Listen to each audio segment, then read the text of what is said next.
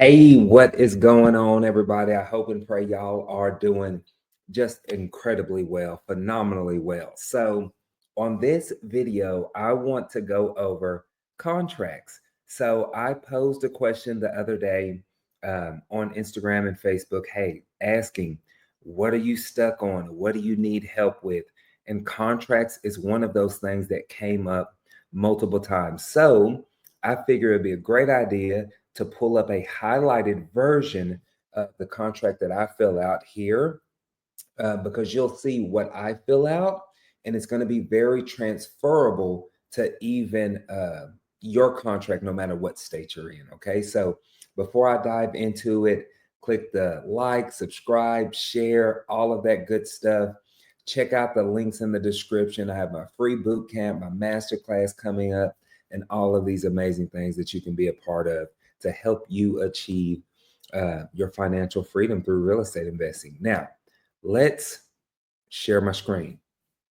Um, on this here, I want you to be mindful and let's lock in with me for just 1 second.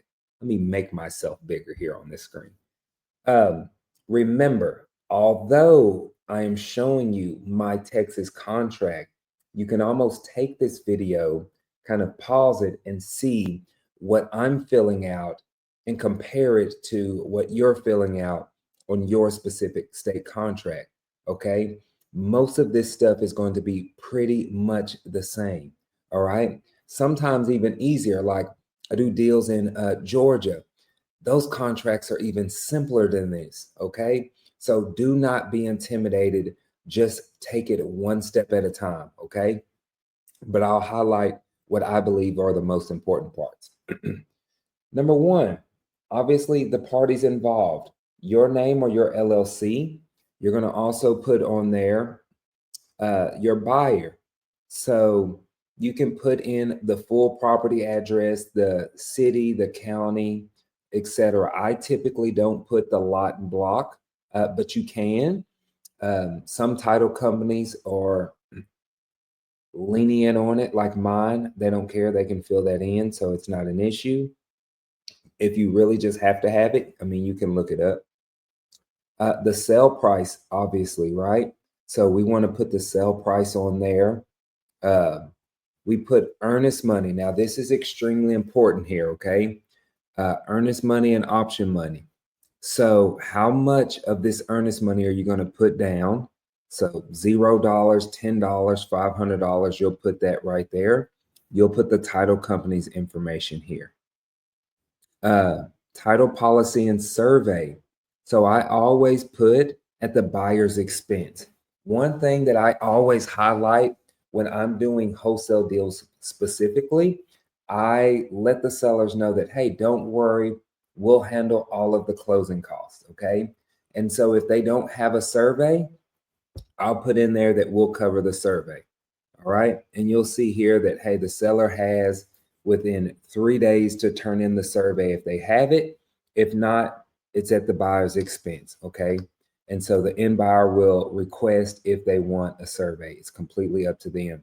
Do not hound your sellers for a survey. Okay. If they don't have it, it is no big deal. And you see, but most of this other stuff is really blank. Like it does not apply to us, right? This page right here is completely blank. You just initial. Property condition. We're buying these properties as is. You see that it's selected right there. The closing on here, you just put your closing date. Now this says on or before, okay? And most contracts will say something very, very similar, right? So let's say I might put at the end of this month. Now you can definitely close before then, but just I typically put about a 30-day closing on our contracts. Under the possession section, I put upon closing and funding. That's when we take uh, possession of the property.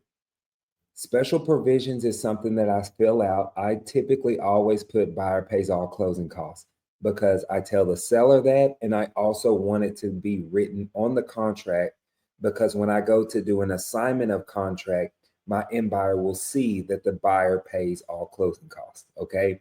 And there won't be any confusion about who's paying it because it's on my contract. Any other special requests or special documents or whatever it may be, or special provisions, I should say, I put right here. Let's say I had a seller the other day that wanted to take the bathroom mirrors out of the mirror, and I agreed to that. So I put in the contract, hey, special provisions. Seller will be removing and taking the 2 bathroom mirrors out of the master bathroom, right? So they're fully aware of that, whatever it may be. That page is blank. They just need to initial it. And you'll put the property address on each one of these. You'll sign it. The seller will sign it. Any amendment or seller disclosures, you can attach those. And remember, like specifically for us here in Texas, and even in many, many, many other states, you can typically just Google and download these contracts, okay? Termination period here. So you have a termination option, termination period, a due diligence period, something of that nature, right? This is the most important thing that you need to have on your contract, in my opinion. Let me blow myself up here so you can see me a little better. If for whatever reason you do not find an end buyer for your property, your termination period gives you the option to walk away from this contract, no harm, no foul. Let's say, for example, that you put $5,000 earnest money down, right? And then you gave yourself a 10-day option period. If you wait till day 11, you will not get that $5,000 back that you put down, okay?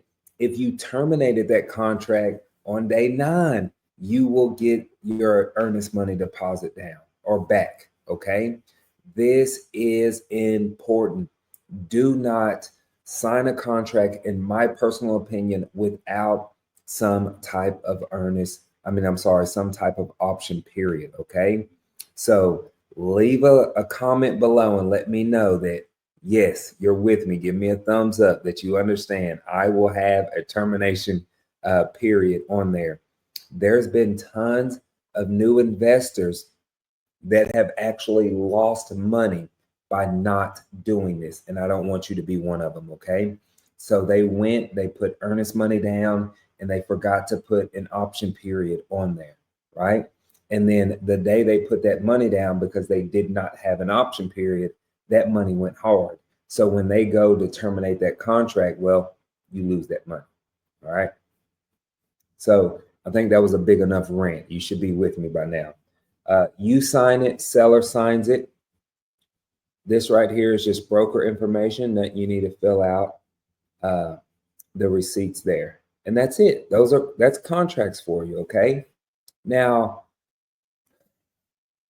remember, yes, this is a Texas contract, but you can literally see what I'm filling out and go over here and look at your contract, your your Florida contract, your Georgia contract, right? Whatever it may be. And just compare, okay, Clifford's filling this out. Let me fill this out, right? You could even print off one of your contracts, right? And highlight it, review it with this video. So that way you can make sure that you're finding and filling those things out on your contract. But here's another thing, a little side note that I want to add.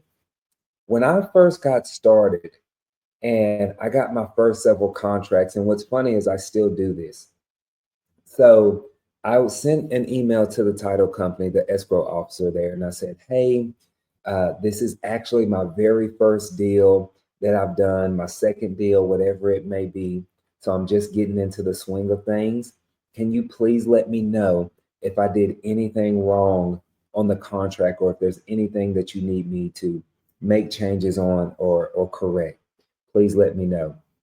And you will be surprised how many just title companies and people want you to win. We want you to win in real estate investing, but you have to let people know what's going on, what you're struggling with, so they can serve you and help you. And I mentioned I still do this today. Well, I just started this year in 2025 in the Georgia market. So when I got my very first deal in Atlanta, I sent them the Atlanta state contract. I said, hey, this is my first deal in Atlanta. I've normally only been doing deals in Texas and in Florida. So this is a new market for me. Please let me know if you need me to change anything on the contract. And guess what? There were some changes I need to make.